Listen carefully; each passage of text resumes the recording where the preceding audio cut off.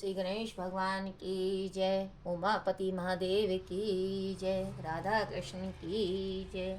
आज मैं श्री कृष्ण की वाणी गीता के 7वें अध्याय का माध्यम वैसार सुनाने जा रही हूँ। आप कृपा करके ध्यान पूर्वक से सुनिए।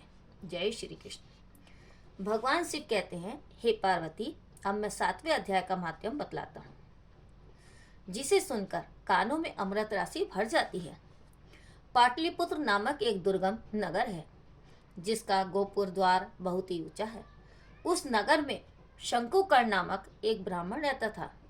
उसने वैश्य वृत्ति का आश्रय लेकर बहुत धन कमाया, किंतु ना तो कभी पितरों का तर्पण किया और ना देवताओं का पूजन ही। वह धनों और उपार्जन में तत्पर होकर राजाओं को ही भोज दिया करता था। एक समय की बात है, उस ब्राह्मण ने अपना चौथा विवाह करने के लिए पुत्रों और बंधुओं के साथ यात्रा की। मार्ग में आधी रात के समय जब वह सो रहा था, तो एक सर्प ने कहीं से आकर उसकी बाह में काट लिया। मतलब उसके काटते ही उसकी ऐसी अवस्था हो गई कि मणि, मंत्र और औषधि आदि से भी उसके शरीर की रक्षा असाध्य जान पड़ी। तत्पश्चात कुछ ही क्षणों में उसके प्राण पखेरु उड़ गए। फिर बहुत समय के बाद वह प्रेत सर्प योनि में उत्पन्न हुआ। उसका चित्त धन की वासना में बंधा हुआ था। उसने पूर्व वृत्तांत को स्मरण करके सोचा कि मैंने जो घर के बाहर करोड़ों की संख्या में अपना धन गाड़ रखा है, उससे इन पुत्रों को वंचित करके स्वयं ही उसकी रक्षा करूंगा। एक दिन सांप की योनि से पीड़ित होकर पिता ने स्वप्न में अपने पुत्रों के समक्ष आकर अपना मनोभाव बतलाया। तब उसके निरंकुश पुत्रों ने सवेरे उठकर बड़े विस्मय के साथ एक दूसरे से स्वप्न की बातें कहीं।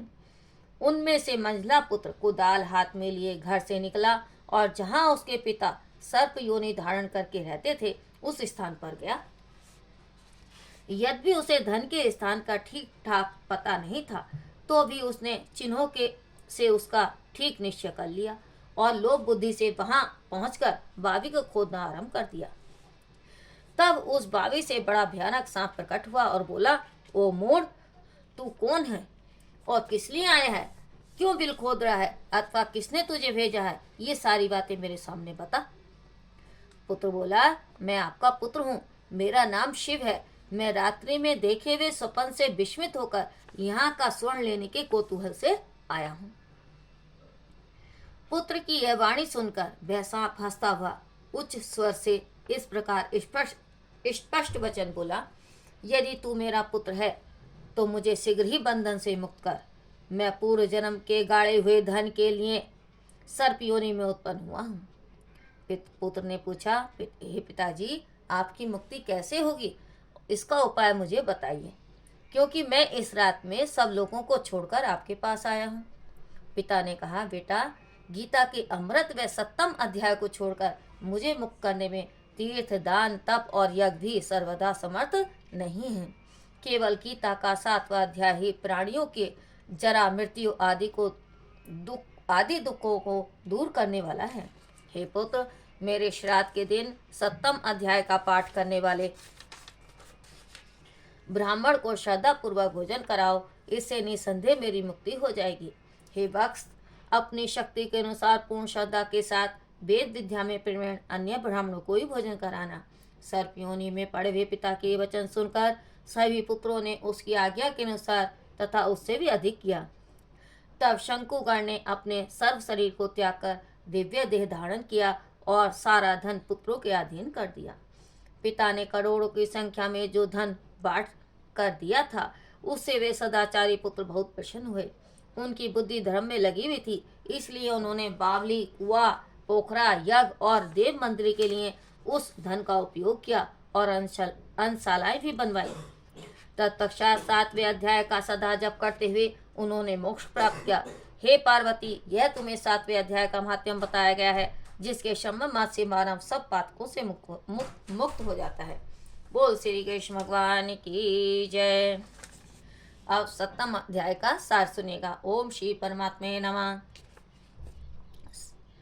उसके उपरांत श्री कृष्ण भगवान बोले, हे पार्थ, तू मेरे में अनन्य प्रेम से आसक्त हुए मन वाला और अनन्य भाव से मेरे परायण होकर योग में लगा हुआ मुझको संपूर्ण विभूति, बल, ऐश्वर्य आदि गुणों से युक्त सबका आत्मरूप जिस प्रकार संचय रहित जानेगा, उसको सुन। मैं तेरे लिए इस रहस्य सहित तत्व ज्ञान को संपूर्णता से कहूँगा कि जिसको जानकर संसार में फिर और कुछ भी जानने योग्य शेष नहीं रहता है। हजारों मनुष्यों में कोई ही मनुष्य मेरी प्राप्ति के लिए यत्न करता है, और उन यत्न करने वाले योगियों में भी कोई ही पुरुष मेरे परायण हुआ मेरे को तत्व से जानता है, अर्थात यथार्थ मर्म से जानता है। हे अर्जुन, पृथ्वी, जल, अग्नि, वायु और आकाश तथा मन, बुद्धि और अहंकार भी ऐसे ये 8 प्रकार से विभक्त हुई मेरी प्रकृति है। यह 8 प्रकार के भेदों वाली तो अपरा है, अर्थात मेरी जड़ प्रकृति है। और हे महाभाव, इससे दूसरी को मेरी जीव रूपा परा अर्थात चेतन प्रकृति जान कि जिससे यह संपूर्ण जगत धारण किया जाता है। हे अर्जुन, तू ऐसा समझ कि संपूर्ण भूत इन दोनों प्रकृतियों से भी उत्पत्ति वाले हैं, और मैं संपूर्ण जगत का उत्पत्ति तथा प्रलय रूप हूँ, अर्थात संपूर्ण जगत का मूल कारण हूँ। इसलिए हे धनंजय, मेरे से सिवा किंचित मात्र भी दूसरी वस्तु नहीं है। यह संपूर्ण जगत सूत्र में सूत्र के मणियों के सदृश मेरे में गुथा हुआ है।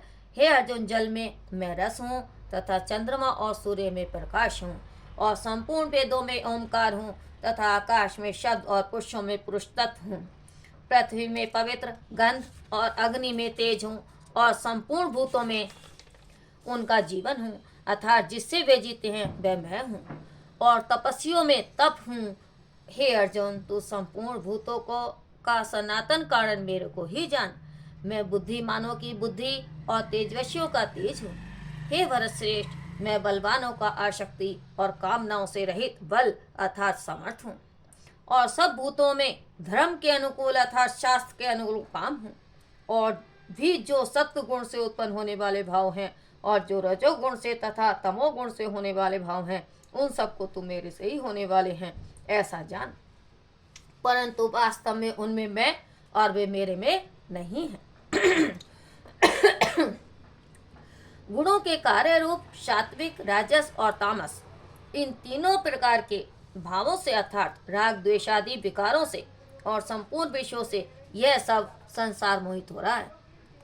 इसलिए इन तीनों गुणों से परे मुझ अविनाशी को तत्व से नहीं जानता, क्योंकि यह अलौकिक अर्थात अति अद्भुत त्रिगुणमयी मेरी योग माया बड़ी दुस्तर है।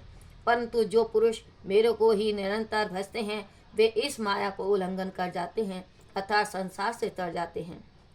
ऐसा सुगम उपाय होने पर भी माया द्वारा हरे हुए ज्ञान वाले और असुरी स्वभाव को धारण किए हुए तथा मनुष्य में नीच और दूषित कर्म करने वाले मूल लोग तो मेरे को ही नहीं भजते।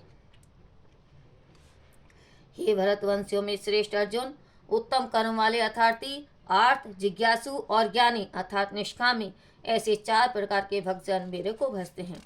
उनमें भी नित्य मेरे में एकाकी भाव से स्थित हुआ अनन्य प्रेम भक्ति वाला ज्ञानी भक्त अति उत्तम है, क्योंकि मेरे को तत्व से जानने वाले ज्ञानी को मैं अत्यंत प्रिय हूँ, और वह ज्ञानी मेरे को अत्यंत प्रिय है। यद्यपि ये सब ही उधार है अर्थात श्रद्धा सहित मेरे भजन के लिए समय लगाने वाले होने से उत्तम है, परंतु ज्ञानी तो साक्षात मेरा स्वरूप ही है, ऐसा मेरा मत है। क्योंकि वह स्थिर बुद्धि ज्ञानी भक्त अति उत्तम गति स्वरूप मेरे में ही अच्छी प्रकार से स्थित है, जो बहुत जन्मों के अंत में जन्म में तत्व ज्ञान को प्राप्त हुआ ज्ञानी सब कुछ वासुदेव ही है, अर्थात वासुदेव के सिवा अन्य कुछ है ही नहीं। इस प्रकार मेरे को भजता है वह महात्मा अति दुर्लभ है। हे अर्जुन, जो विषयासक्त पुरुष हैं वे तो अपने स्वभाव से प्रेरे हुए तथा उन भोगों की कामना द्वारा ज्ञान से भ्रष्ट हुए उस नियम को धारण करके अर्थात जिस देवता की पूजा के लिए जो जो नियम लोक में विकसित हैं उस नियम को धारण करके अन्य देवताओं को भजते हैं अर्थात पूजते हैं। और जो सहकामी भक्त जिस देवता के स्वरूप को श्रद्धा से पूजना जाता है उस भक्त की मैं उसी देवता के प्रति श्रद्धा को स्थिर करता हूँ। वह पुरुष उस श्रद्धा से युक्त हुआ उस देवता के पूजन की चेष्टा करता है और उस देवता से मेरे द्वारा ही विधान किए हुए उन इच्छित भोग को निसंदेह प्राप्त होता है। परंतु उन अल्प बुद्धि वालों का यह फल नाशवान है तथा वे देवताओं को पूजने वाले देवताओं को प्राप्त होते हैं, और मेरे भक्त चाहे जैसे ही भजें शेष में वे मेरे को ही प्राप्त होते हैं। ऐसा होने पर भी सब मनुष्य मेरा भजन नहीं करते। इसका कारण यह है कि बुद्धिहीन पुरुष मेरे अनुत्तम अर्थात जिससे उत्तम और कुछ भी नहीं ऐसे अविनाशी परम भाव को अर्थात जन्मा अविनाशी हुआ भी अपनी माया से प्रकट होता हूँ। ऐसे प्रभाव को तत्से जानते हुए मन इंद्रियों से परे मुझ सच्चिदानंद घन परमात्मा को मनुष्य की भांति जन्म कर व्यक्ति भाव को प्राप्त हुआ मानते हैं। अपनी योग माया से छिपा हुआ मैं सबके प्रत्यक्ष नहीं होता हूँ। इसलिए यह अज्ञानी मनुष्य मुझ जन्म रहित अविनाशी परमात्मा को तत्से नहीं जानता अर्थात मेरे को जन्मने और मरने वाला समझता है। हे अर्जुन, पूर्व में व्यतीत हुए और वर्तमान में स्थित तथा आगे होने वाले सब भूतों को मैं जानता हूँ, परंतु मेरे को कोई भी श्रद्धा भक्ति रहित पुरुष नहीं जानता। क्योंकि हे भरतवंशी अर्जुन, संसार में इच्छा और द्वेष से उत्पन्न हुए सुख दुखादि द्वंद्व रूप मोह से संपूर्ण प्राणी अति अज्ञानता को प्राप्त हो रहे हैं, परंतु निष्काम भाव से श्रेष्ठ कर्मों का आचरण करने वाले जिन पुरुषों का पाप नष्ट हो गया है वे राग द्वेष आदि द्वंद्व रूप मोह से मुक्त हुए और दृढ़ निश्चय वाले पुरुष मेरे को सब प्रकार से भजते हैं। और जो मेरे शरण होकर जरा और मरण से छूटने के लिए यत्न करते हैं वे पुरुष उस ब्रह्म को तथा संपूर्ण अध्यात्म को और संपूर्ण कर्म को जानते हैं। जो पुरुष अधिभूत और अधिदेव के सहित तथा अधियज्ञ के सहित सबका आत्मरूप मेरे को जानते हैं अर्थात जैसे भाप बादल धूम पानी और बर्फ यह सभी जल स्वरूप है, वैसे ही अधिभूत अधिदेव और अधियज्ञ आदि सब कुछ वासुदेव स्वरूप ही है। जो ऐसे जानते हैं वे युक्त चित्त वाले पुरुष अंत काल में भी मुझको ही जानते हैं अर्थात प्राप्त होते हैं। बोल श्री कृष्ण भगवान की जय, श्री हरि की जय। जय भगवत गीते, जय भगवत गीते, हरि कमल बिहान सुंदर सो पुनित। भगवत गीते कर्म सुमर्म प्रकाश निकामा शक्ति हरा तद ज्ञान विकाशन विद्या ब्रह्म परा। जय भगवत गीते निश्चल भक्ति विदायिनी निर्मल मलहारी शरण रहे शब्दायिनी सब विधि सुकरी। भगवत गीते राग द्वेष विदारणी कारणी मोद सदा भव भय हारिणी तारणी परमानंद प्रदा।